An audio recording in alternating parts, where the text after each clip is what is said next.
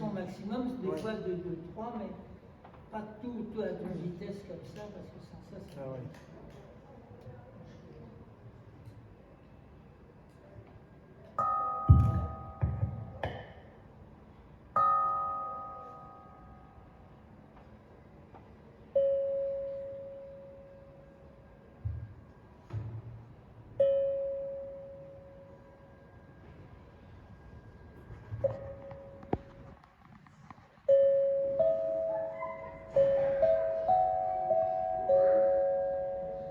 C'est bien.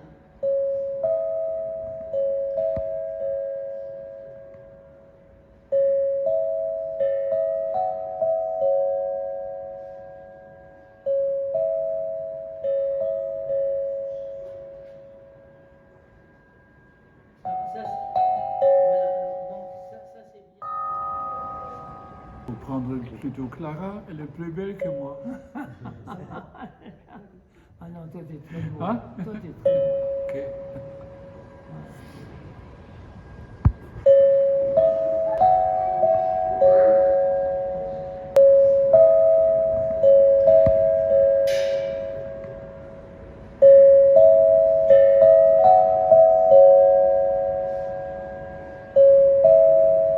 Ainsi, je voguais avec mon fardeau de tristesse qui s'accroissait vers cette immensité où stagnaient les eaux. Et rien ne m'accrochait, ni m'agrippait, ni racine, ni branche, ni cri, ni ami, ni elle. De l'humide au liquide, sur mon courant à l'île noire, je me précipitais vers un ailleurs sans heure, où seule la nudité des bleus me recouvrait.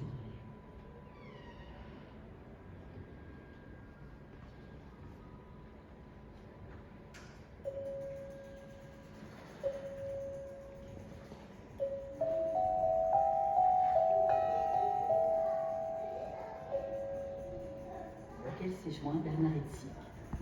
Beaucoup se sont révélés grâce à Jean-Loup, les génies de la performance. Ensemble, ils ont fait sortir la poésie du livre pour lui donner une existence concrète. On a ainsi pu parler de poésie concrète. On verra aussi que Jean-Loup créa un théâtre expérimental d'avant-garde. Pour la première fois, une pièce fut entièrement jouée par des acteurs nus. C'était Nu et Bleu, avec comme acteurs Jean-Loup et Laurent Saint-Bert. Excusez-moi.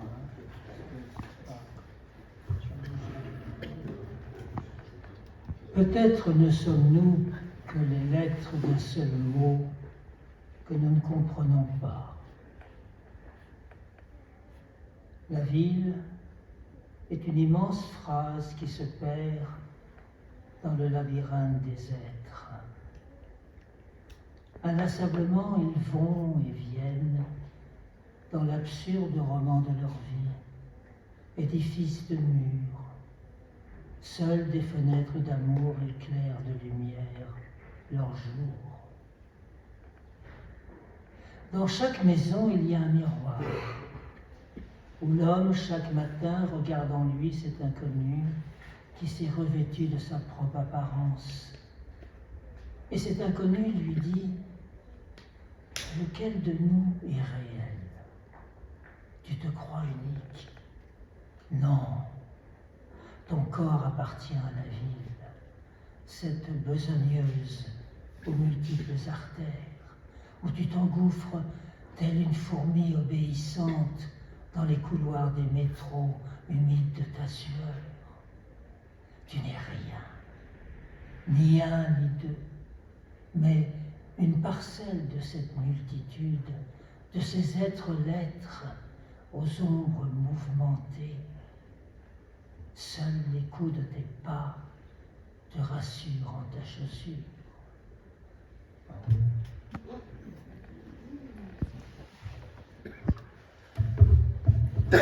Alors, non, ça va aller. Je vais essayer de parler. J'espère que tout le monde va bien m'entendre.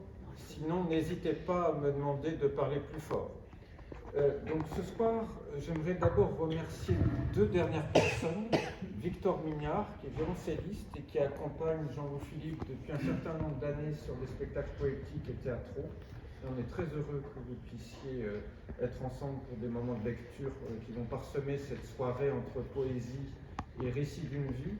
La vie de Jean-Loup Philippe, c'est un peu une vie consacrée aux mots, aux recherches de la littérature et du langage et du théâtre, notamment. Alors, la deuxième personne que je ne dois pas oublier de remercier, c'est Véronique Travers, qui nous fait la gentillesse d'ailleurs d'être là ce soir, et qui a entièrement réalisé le site internet dédié à Jean-Loup Philippe sur free.fr, qui a un énorme travail d'archives, parce que Jean-Loup Philippe, c'est 70 ans de carrière, 100 rôles au théâtre, des dizaines de films, sans parler de 50 livres d'artistes sur 50 ans. Et encore, il y en a d'autres qui sont en cours d'achèvement. Et beaucoup d'autres choses dans ta vie qui est très riche. Donc à France Culture, à la radio, tu as fait énormément de choses. Donc je remercie beaucoup Véronique qui a fait un énorme travail d'archives qui nous a permis notamment de prendre quelques extraits de ces archives ce soir pour ce diaporama, sans Véronique, on n'aurait pas pu le faire. Voilà, alors peut-être pour commencer, on va être obligé de commencer de manière un peu chronologique, si tu pourrais un tout petit peu revenir sur ton enfance. Donc tu es né en 1934, donc tu es un petit enfant pendant la guerre. J'ai cru comprendre que tu n'as pas pu tellement faire d'études étant donné les circonstances terribles de la guerre, mais au contraire, plus que les études, c'est sans doute la chance d'être dans une famille qui a été en contact avec les plus grands écrivains et les plus grands poètes, que tu as été finalement, tu as une sorte de révélation sur la littérature et la poésie, étant très jeune. Est-ce que tu peux nous en dire un petit peu plus? Oui, c'est vrai. C'est vrai, j'ai eu la chance.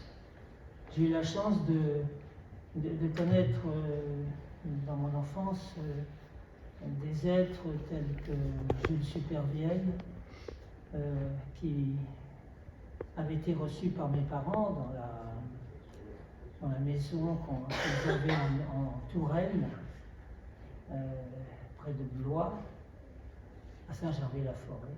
Et Supervielle m'est apparu comme j'avais quoi à ce moment-là, 10 ans, 11 ans, 12 ans, 13 ans, et me paraissait comme un monsieur qui avait des très grandes oreilles, comme ça, avec un grand nez très majestueux, et qui montait le soir ces escaliers, et qui les redescendait le matin, et qui remontait. Mais le soir, quand on dînait, par exemple, dans la salle à manger, il nous lisait tous les soirs ce qu'il avait écrit dans la journée. Et il y avait autour de lui, il y avait mes parents, il y avait la fille de Supervielle, Françoise, David, Pierre, et mon frère.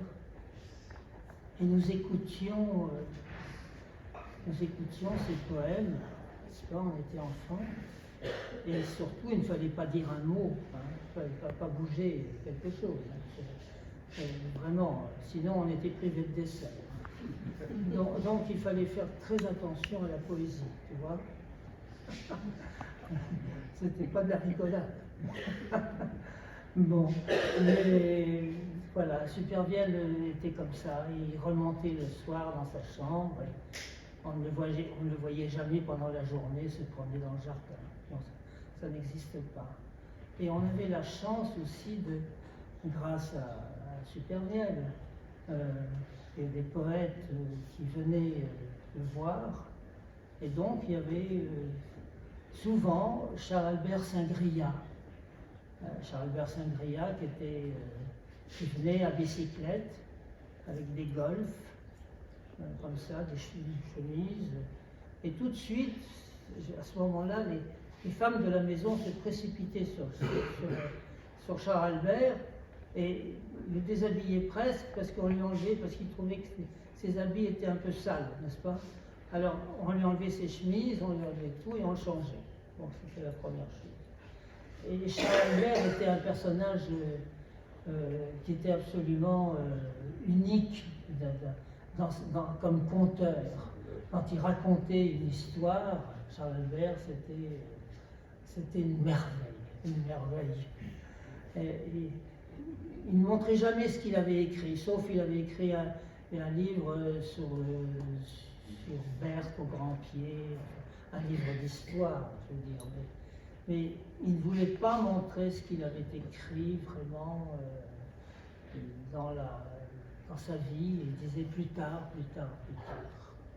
Et j'allais souvent avec Charles Albert visiter des églises dans la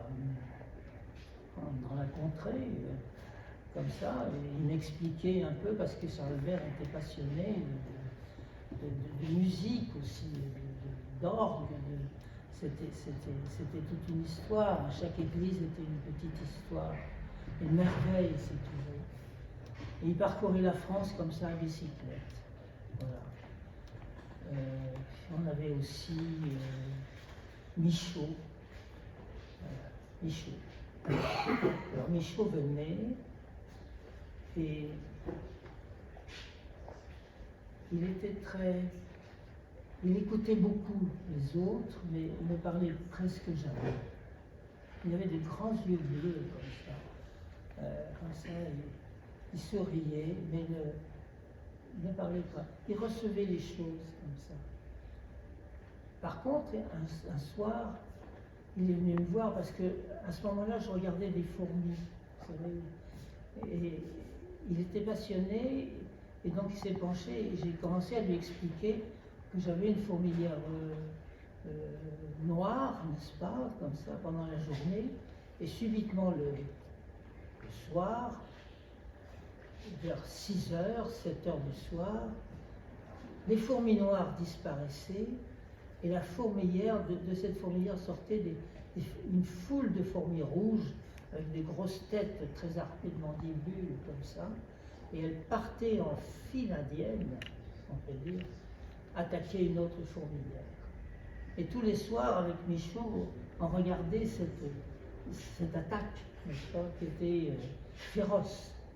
Alors, les Noirs essayaient de se camoufler, boucher les petits trous dans lesquels ils sortaient, etc., pour ne pas affronter ces fourmis. Et ces fourmis plongeaient à l'intérieur de la fourmilière, et peu à peu, on les voyait ressortir noires et blanches, parce qu'elles avaient des œufs qu'elles tenaient dans leur mandibule, et voilà, et les apportaient chez elles. Et ces œufs étaient donc ces ouvrières noires, parce que ces fourmis noires fourmis rouges, pardon, ne savaient pas manger toutes seules. Il fallait que les fourmis noires les nourrissent.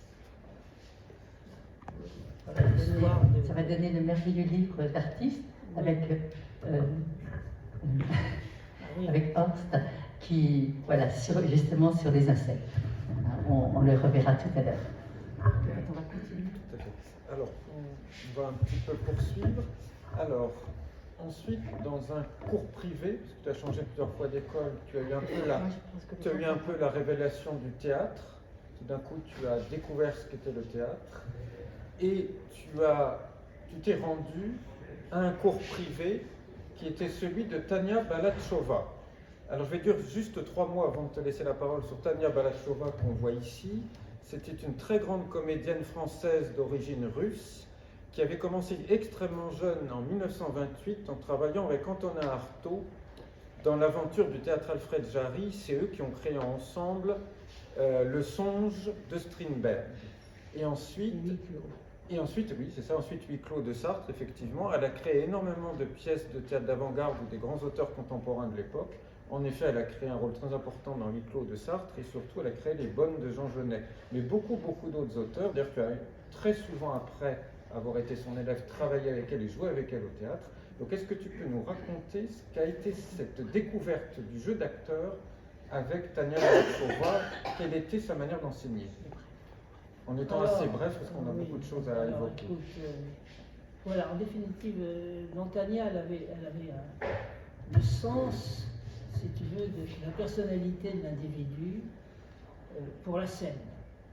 Et elle essayait de trouver à travers la personne qui se présentait ce qu'elle avait en elle de plus intéressant. Et après, elle enseignait la technique ou elle n'enseignait pas la technique, ça dépend de la personne, etc. Et donc on a eu chez elle des gens comme Laurent Terzieff, par exemple, qui était un peu mon petit frère. Pascal de Boisson disait j'ai deux grands frères, Laurent et Jean-Louis. Et elle sortait la personnalité de quelqu'un, parce que la personne est fragile, un acteur est très fragile. Et donc de cette fragilité, elle sortait l'essentiel. Et à partir de cet essentiel, la personne s'épanouissait. Voilà. Parce que je peux dire très vite de Oui, il y a eu donc des centaines de comédiens qui sont passés dans son école qui a duré à peu près 30 ans. À ton époque, c'était en effet Laurent Terzieff, Pascal Desboissons, Tatiana Moukine, François Perrault, Michael Lonsdale, peut-être Daniel-Émile Faure, avec qui tu as joué au théâtre. Voilà. Enfin, c'est toute une aventure, mais qui en effet a commencé très tôt, puis après tu as beaucoup joué avec elle au théâtre. Alors, on va voir des photos de toi quand tu étais jeune comédien.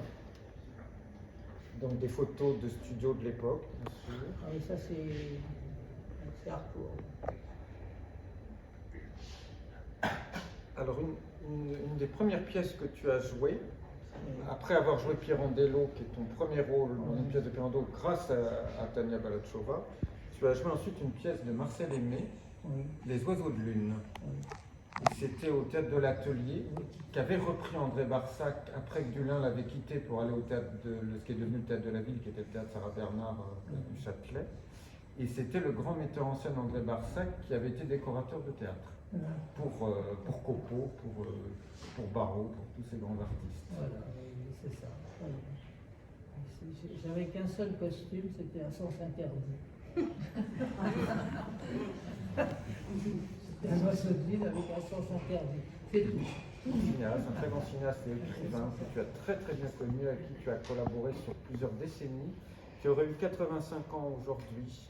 On pense fort à lui, c'est Jean Rollin, qui a été longtemps incompris en France. La critique l'a beaucoup critiqué, l'a beaucoup rejeté. Mais à la fin de sa vie, au contraire, pour ses derniers films, je me souviens pour La fiancée de Dracula, à la Cinémathèque Grand Boulevard, Cinéma Bis, grâce à Jean-François Roger. Donc c'était au Grand Boulevard. Tout d'un coup, il y avait des files immenses. Ils n'ont pas pu accepter tous les spectateurs. C'était en 2001, pour son avant-avant-dernier film. Tout d'un coup, il avait eu beaucoup de succès sur le tard, je dirais, sur la fin de sa vie. Mais il était un cinéaste culte aux États-Unis, en Angleterre, au Japon notamment. Tu l'as très très bien connu. Sans doute aussi, vous vous êtes rencontrés grâce au domaine poétique aussi d'ailleurs. Donc ça, on va en parler après. Mais juste, avant que je te redonne la parole, expliquer que Jean Rollin, sans entrer dans les détails, mais il en a parlé dans son volume de mémoire et dans de nombreux entretiens filmés, par l'intermédiaire de sa mère, il a été initié très tôt aux poètes et aux écrivains surréalistes. Je n'entrerai pas plus dans les détails. Mais c'était quelqu'un extrêmement attaché à la littérature, à la poésie, et qui a commencé par faire de très beaux courts-métrages à la fin des années 50. L'un, c'est Les Amours jaunes d'après Tristan Corbière, qui est magnifique. Il en a fait d'autres. Ensuite, il y a Les Pays loin, qui est une sorte déjà de récit de nouveaux romans. On est presque déjà dans du Duras ou du Rob Grillet. C'est très étonnant, Les Pays loin. J'ai vu qu'il y a des versions pirates qui circulent sur YouTube, on peut les voir assez facilement, c'est magnifique. Les Pays loin, notre premier court-métrage, avant qu'il essaye de passer au long-métrage. Et surtout, il avait été très marqué par les films de genre américains de la Universal, bien sûr tous les Frankenstein, toutes ces choses-là, par toute la littérature populaire qu'il vénérait, le Grand Théâtre du Grand Guignol où il allait enfant, et surtout les films de Georges Franju qu'il considérait comme son maître. Alors bien sûr, Les Yeux sans visage, qui est aujourd'hui un film culte, qui date de 1960, avec encore Pierre Brasseur justement, Edith Cobb et beaucoup d'autres comédiens extraordinaires. Et ça avait beaucoup marqué. Je pense qu'il a été un des plus grands cinéastes après Franju et Cocteau, essayer de défendre un fantastique à la française, avec une sorte de réalisme merveilleux et une très belle poésie qui partent finalement des images, qui sont comme des tableaux animés. Il y a quelque chose de tout à fait poétique et étonnant. Alors tu vas nous en parler. Peut-être déjà le premier film que vous avez fait ensemble, mais qui malheureusement est perdu. Ah oui, ça c'était vraiment un très beau film qui était... c'était donc un Bouvard et Pécuchet repris et réécrit par Marguerite Duras en vérité, à sa façon. C'était un film étrangement poétique et magnifique. Et c'est une histoire atroce parce que il restait 10 minutes pour terminer ce film. Et donc tous les comédiens, il y avait Gaston Baudot, il y avait le poète Fardoulis, il y avait moi, il y avait... Voilà, et il y avait son fils aussi, le fils de Fardoulis, il y avait... Bon, Il y avait Sylvia Montfort, il y avait Sylvia Montfort. Anne Tonietti. Et donc, ce film, malheureusement, n'a jamais vu le jour, hein, d'une façon tragique, parce qu'en définitive, une petite comédienne, qui était charmante d'ailleurs, mais a refusé de poursuivre ce film parce simplement on lui demandait de tourner comme les autres pour rien, pour que le film se fasse et qu'elle serait payable. Elle n'a pas voulu, le film donc s'est pas fait, parce que Jean l'avait fait avec toutes les économies, je crois, de sa grand-mère, c'est ça. C'est ça. Il avait fait avec tous ses économies de sa grand-mère et tout, il n'avait plus l'argent. Et donc ce film s'est arrêté. Alors donc ensuite, bon, il a été mis dans des différents endroits, des salles où on filme des films.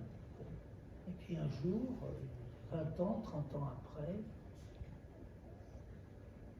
le cinéma, l'entrepôt a brûlé, on peut dire, et le film n'a jamais vu le jour parce que c'était négatif. Donc c'est un film qui est resté dans ma mémoire, dans la mémoire de certains, dont celle de Véronique. Non, mais tu n'étais pas là à ce moment-là, c'est vrai. Mais bon. Vous n'avez gardé que quelques photos de tournage. On n'a gardé que des photos de tournage. Malheureusement. Et le scénario. Et le scénario original, bien sûr. Peut-être en deux mots dire qu'en fait, Jean Rollin connaissait Marguerite Duras pour situer un petit peu grâce à son père cette fois, qui était Claude Martin, qui était un grand comédien, notamment au théâtre. Donc il a eu par ses deux parents, de différentes façons, des contacts avec tous les grands auteurs aussi de l'époque, un peu comme toi grâce à tes parents. Donc Michel Fardoulis-Lagrange, immense poète et écrivain, qui à l'époque donc joue dans le film, simplement par amitié pour Jean. Il y avait Chauffard, le comédien. Jean Chauffard, il y avait Gaston Baudot. Gaston L'extraordinaire Gaston Baudot de La Grande Illusion de Renoir. C'était merveilleux parce qu'on tournait dans des vieux ports bretons, il y avait des carcasses des bateaux, tu sais, qui sont abandonnés. Tu sais, cette poésie de la mer qui se retire avec tous ces bateaux et qui revient. Et qui a tant marqué Jean Rollin, qui revient tout le temps de manière obsessionnelle dans presque tous ses films sur la plage de Pourville. Ça, on va voir quelques images rapidement après.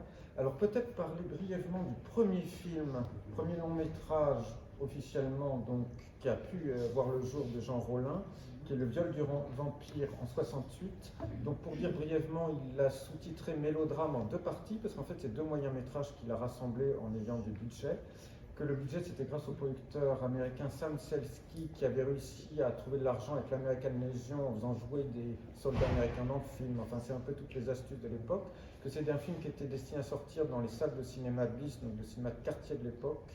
Donc évidemment, ça veut dire le midi-minuit, qui était boulevard Poissonnière à Paris, enfin qui aujourd'hui serait à côté du Grand Rex, on dirait, à côté du Grand Rex, et dans d'autres salles, 4 salles en même temps, 4 salles simultanément. Et ce qu'il faut dire, c'est qu'il est sorti en mai 68 et que les distributeurs, à cause des événements de mai, ont très peur, n'ont rien sorti, n'ont rien programmé. C'est le seul film qui est sorti cette semaine-là. Il n'a pas eu de concurrence, du coup énormément de gens l'ont vu, tous les critiques de cinéma sont allés le voir, parce que c'était le seul film qu'ils pouvaient voir. Donc par goût de cinéphilie, ils ont découvert ce film, et en plus ils pensaient que ce serait un film traditionnel de vampire, et en fait ils se sont retrouvés devant un film absolument surréaliste, parce que l'influence du surréalisme sur le cinéma de Jean Rollin est très prégnante et très importante, surtout sur ce premier long métrage. Il en parlait de cette manière, il disait même que c'est un film dadaïste. En tout cas, il disait que c'est un film auquel les gens ne comprenaient rien, parce qu'effectivement, il faut expliquer que sur ce film, tu étais le seul grand professionnel. C'est-à-dire le seul acteur très chevronné qui avait énormément travaillé, même si tu étais très jeune. Alors que Jean Rollin, c'était son premier grand long métrage, le chef électro était débutant, enfin tous les techniciens, il est comédien qui n'était pas vraiment comédien, etc., ou très jeune, simplement ils étaient débutants. Voilà. Peut-être une dernière précision avant de passer au... Justement, ça c'est la fiche de Philippe Druyet qui jouait un petit rôle dedans, qui était un ami aussi de Jean Rollin. Donc la fiche de Philippe Druyet qui est très belle et qu'il avait chez lui dans son appartement notamment. Donc toi, tu apparais dans la deuxième partie, tu joues le rôle d'un chirurgien Voilà. et qui doit faire des opérations terribles. Oui, oui, c'est dans un bloc opératoire, dans la deuxième partie du film. Donc on a mis quelques photos en fait. Il paraît que j'ai fait une piqûre qui fait rire toute la salle. Je trouve ça plutôt impressionnant. En fait, c'est une sorte de cinéma expérimental. C'est vraiment du cinéma expérimental et de recherche. Et où, d'ailleurs, Jean trouvait que c'était très bien qu'un critique de province de cinéma ait dit « Je n'ai absolument rien compris du début à la fin ». Donc au contraire, il trouvait que c'était l'objectif presque de ce film-là, qu'en fait, il y a beaucoup de cohérence, en fait, il y a beaucoup de choses qui se suivent dans le récit. C'est des histoires de vampires, des histoires de vampires. Peut-être dernière anecdote pour expliquer le contexte de l'époque, après on va passer à d'autres choses. Dans Le Viol du vampire, pour convaincre les frères Bluebill qui dirigeaient le cinéma, donc midi minuit, ils ont eu l'astuce, Sam Sesky, le producteur américain, qui doit être là, donc tu vas pas nous raconter ce jour-là pour l'avant-première.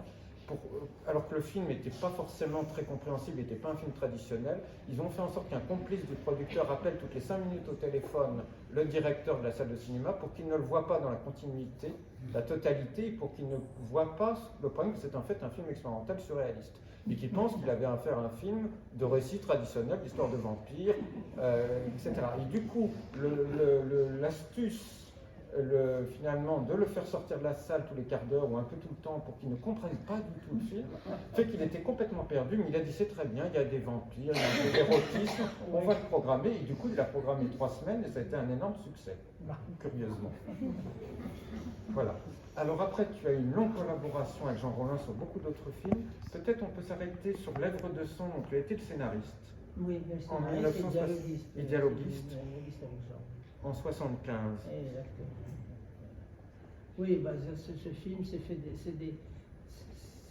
s'est fait grâce à une partie d'échecs avec Pollack. Et on était tous les deux assez forts aux échecs et, à ce moment-là. Et puis il y avait un gagnant, bon, c'était moi sur cette partie. Et il y avait donc un jeune producteur qui voulait faire du cinéma, etc. Et voilà, c'est comme ça que le film a commencé. Bon, alors Jean a fait une distribution féminine que tu connais. Oui, oui. Là, par exemple, Marie-Pierre et Christine Castel, on leur rend hommage, qui ont été deux comédiennes, deux figures récurrentes du cinéma de Jean Rollin et très importantes, emblématiques de son cinéma. Malheureusement, elles ne sont plus parmi nous, mais on leur rend hommage aussi. C'était des personnages étonnants. Oui, j'avais mis une citation où tu expliques en fait que Jean avait le sens du cadrage et de l'image totale. Absolument. Simplement en choisissant le sens du repérage. Le repérage, c'est ça, du lieu d'un tournage. Oui, ça c'est vraiment très important pour lui. Parce qu'en vérité, c'est le repérage qui donne toute cette ambiance assez fine. Alors, par exemple, quand vous êtes sur la plage de Pourville, alors peut-être tu peux raconter l'anecdote, c'est la fin du film. Oui, c'est la reine des vampires. Et l'anecdote, peut-être l'anecdote de tournage, qui n'était pas des conditions faciles de tournage. Non, c'était très difficile. Il faisait très froid. Il faisait très froid, et en fait, ta partenaire, la comédienne, c'était Anne Belly, elle avait très froid. En fait, elle avait la chair de poule. Elle avait la chair de poule. Et en fait, ça se voit. C'est-à-dire que là, on fait un écran de cinéma, je ne sais pas si ça se voit, mais en fait, ça se voit. Moi, je la voyais. Oui, toi, évidemment. Évidemment. Toi, tu étais très près, parce qu'il faut imaginer, vous avez souvent tourné avec Jean dans des conditions difficiles, mais on voit cette plage onirique qui était pour lui quelque chose de très important. Ce cercueil devient un bateau et il part. Voilà. Il y a un ou deux autres plans. C'est un film très étonnant. Lèvres de sang, c'est un personnage qui est fasciné par les ruines d'un château et qui en fait recherche son enfance. C'est un personnage qui recherche son enfance et qui, plus il recherche son enfance, plus il est persécuté et poursuivi par des gens qui essayent de l'assassiner. Et c'est toi qui as donc écrit le scénario, c'est un scénario très étonnant. C'est un peu des règlements de compte mère-fils. Il n'y a pas quelque chose comme ça? C'est quelque Je chose. ne sais pas. Je ne sais pas. Ça parle beaucoup des rapports mère-fils, puisqu'il y a un personnage de mère un peu fantastique. Bon, mais je suis trop bavard, donc on va avancer un petit peu. Bon, tu as tourné longtemps avec lui, Les Échappés. C'est un film étonnant. Je pense qu'il y en a une scène incroyable où il y a la chanteuse de chansons françaises Louise Dour. C'est un des rares films qui ne soit pas un concert qu'elle donnait par exemple à la Vieille Grille. On voit longuement Louise Dour, qui est une personne extraordinaire, qui a chanté les poèmes critiques d'art charlistienne. Elle a fait toutes sortes de choses dans sa vie. Et donc dans ce film, il y a une scène incroyable, très longue où tu es dedans, où elle, par exemple, toi tu es spectateur à ce moment-là, mais il y a Louise Dour dedans. Alors tu as beaucoup tourné avec lui, beaucoup de films, Killing Car par exemple, où tu étais coach avec les comédiens, Oui. et où Véronique était déjà avec vous à ce moment-là. C'est là où j'ai connu Véronique. Voilà, et tu joues le rôle de l'antiquaire dans le film. Donc on va devoir avancer parce que tu as fait énormément de choses, comme on a dit déjà, donc c'est en dernière photo de Jean. Alors, La Nuit des Horloges, qui est un peu une sorte de film où il regroupe un peu, il revisite tout son cinéma, Oui, c'est ça. qui est un très très beau film, avec beaucoup de grands comédiens. Donc il y a eu Ovidie aussi dans le film. Bon, ça, je ne sais pas si tu veux raconter ou pas. On n'a pas le temps peut-être, on n'a peut-être pas le temps, on va devoir avancer. Voilà, mais tu as. Donc voilà, ils sont là entre une pause déjeuner, je pense, au tournage, quelque chose comme ça. Alors, on va arriver maintenant à tes débuts vraiment avec la mise en scène et la poésie, puis après on va arriver au livre d'artiste, l'objet de cette exposition ici, mais je voulais retracer un peu tout ça parce que les liens entre théâtre, cinéma et poésie, pour toi, ont toujours été très liés, très imbriqués et pas du tout cloisonnés, comme on pourrait le comprendre parfois. Donc à 34 ans, et là encore une fois, c'est grâce au cinéma, on y arrive quand même. C'est chez un très grand producteur de cinéma, Alexander Salkind. Oui. Alors Salkind, en deux mots, c'est le procès d'Orson Welles, c'est aussi Abel Gance qui l'a produit, et ensuite il a produit beaucoup de films d'aventure, énorme production américaine, tous les Superman des années 70 avec Christopher Reeve, Marlon Brando, tous ces gens-là, beaucoup de films avec Kirk Douglas, etc. Donc les très gros films américains, et curieusement, c'est chez ce monsieur et sa femme Bertha, donc Alexander Salkind et sa femme Bertha, que tu rencontres un groupe de poètes. Et là, je te laisse expliquer. Bah oui, c'est-à-dire que normalement, Bertha, je devais monter éventuellement une pièce de Bertha, qui ne s'est jamais faite parce que non, c'était très différent de Salkind, et bon, il était dans d'autres choses. Mais, et puis là, un jour, parce que c'est l'appartement qui était avenue Henri Martin, et il y avait toujours Salkind qui était un petit homme, on aurait dit vraiment, qui sortait avec des grands yeux bleus comme ça, une peau transparente et tout. Mais remarquable, il avait 10 téléphones, tu vois, pour arriver à faire un film. Enfin, c'était fantastique, hein, son travail. Bon, et puis il y avait sa femme, qui était très, très bien aussi. Et il y avait, ce jour-là, il y avait un groupe de poètes, et elle m'a dit, voilà, écoute, tiens, Jean-Loup, regarde, j'ai invité un groupe de poètes, je ne sais pas très bien ce qui se passe, mais ils cherchent quelqu'un pour essayer de les faire sortir du livre. Voilà. Donc en définitive, et en effet, il y avait donc Robert Filiou, il y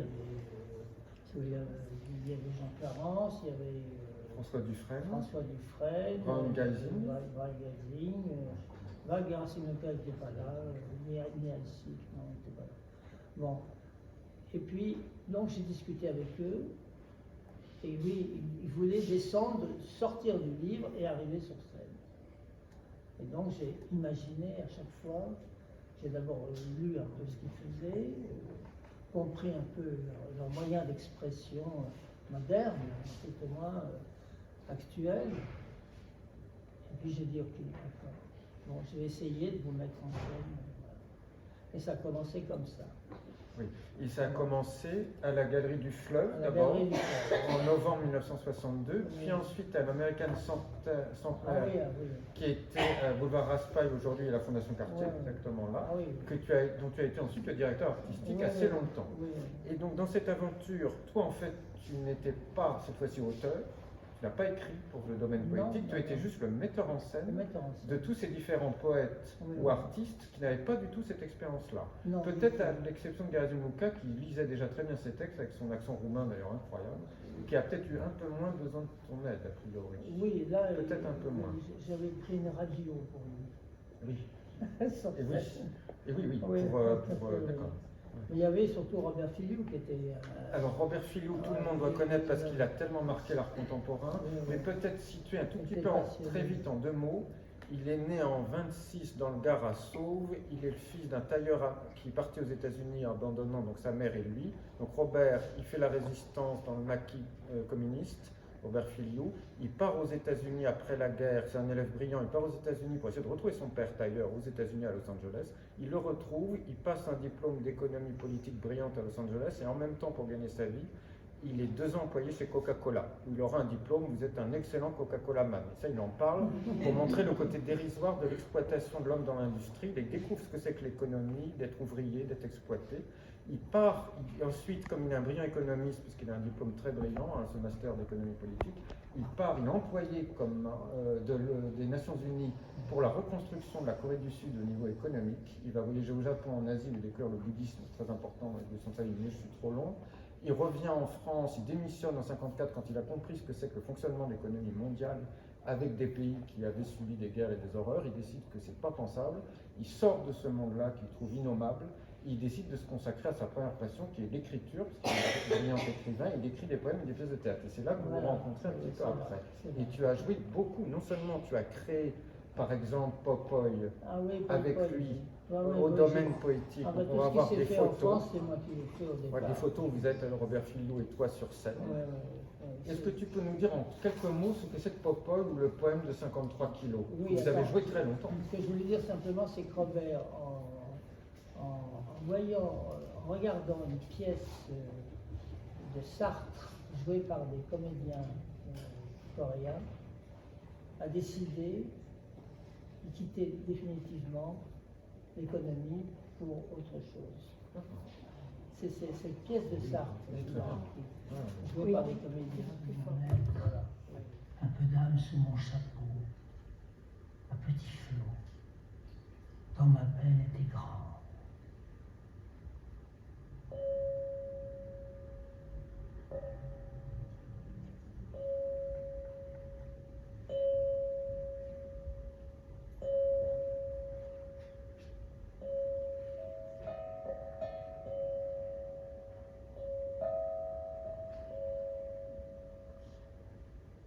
Et de mon corps s'échappa, coula un rue qui rejoignit un ruisseau, qui lui-même se déversa en une rivière, qui rejoignait un fleuve d'où s'écoulait ma douleur.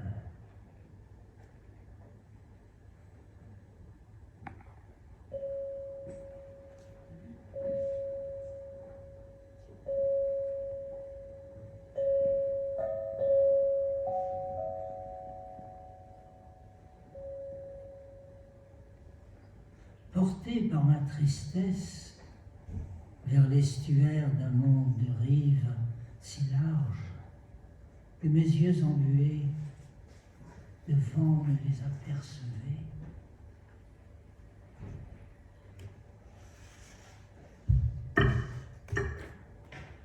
dans l'imprécis d'une mouvance d'être, là où les oiseaux dessinent le ciel, là, sur cette grande étendue, à perte de vue. Et j'entendis comme une couleur qui peu à peu m'envahit. Et ma douleur se confondit à la peine des hommes, ceux qui avaient tant aimé. Et la mer remonta et s'amplifia et combla le vide que j'avais en moi. Maintenant, je navigue. Je tremble de sourire. Chemin d'aurore, partir. Toujours